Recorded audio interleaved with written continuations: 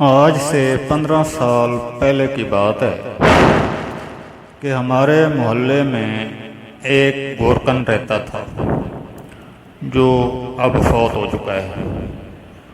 نام اس کا محمد یوسف تھا۔ مضبوط جسم اور بڑی بڑی آنکھیں جن میں نور ہی نور بھرا ہوا تھا۔ ایمان اس کے چہرے سے چھلکتا تھا۔ بارش چہرہ اس کی ایک ہی روٹین تھی۔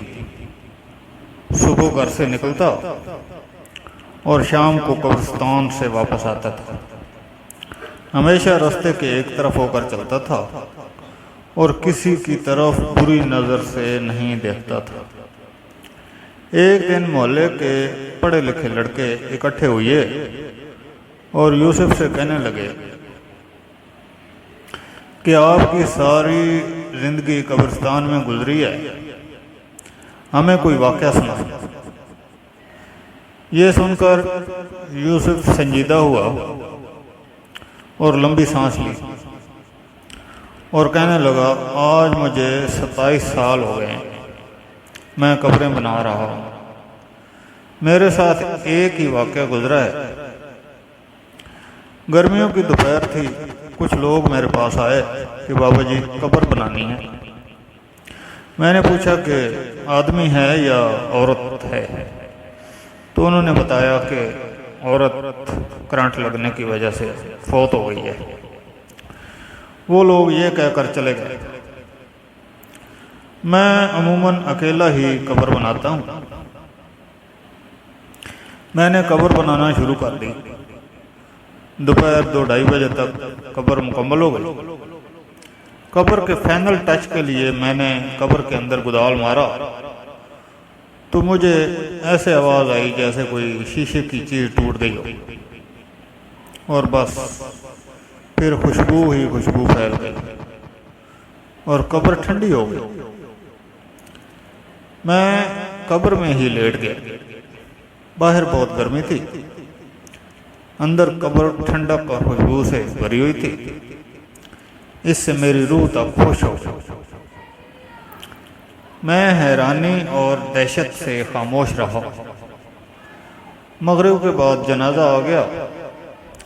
عورت کے ورثاء نے اسے دفنایا اور چلے گئے، مگر میرے اندر تجسس بھرا ہوا تھا کہ اس عورت کی کون سی نیکی ہے جو اس کو اتنا بڑا انعام ملا ہے۔